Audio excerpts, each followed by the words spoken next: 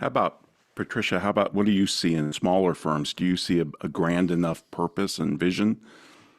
Yeah, and we actually delineate between those two statements that a vision statement defines why you do what you do, and a purpose statement defines what you do. So it makes it a little easier to clarify which ones, but absolutely. And, I'll never forget, I was working with somebody years ago and I asked him what his purpose in life was, and he said he'd never considered having a purpose in life. And it just blew my mind.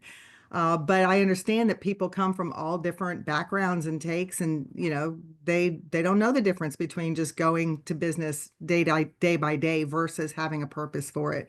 But it truly does make all the difference in the world. I'll turn it to Ed for the last 2 minutes, but I just remember something that David Letterman used to say. He says, everybody's got a purpose. Yours might be watching TV. Yeah, no, I wholly agree with what you guys are saying. In fact, one of the things, Ron and I do a presentation called the Top 10 Myths of Business. And the number one myth is this whole notion that the purpose of business is to make a profit.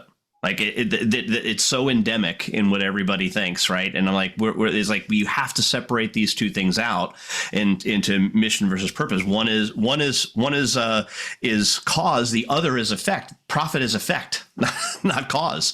And when those people mix those two things up, it really gets out of whack. So the other thing I wanted to mention with you guys, and you probably have heard this, is I don't care what your A stands for. Just pick something and let me know.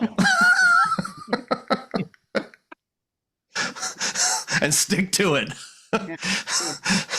So, but we are up against our break.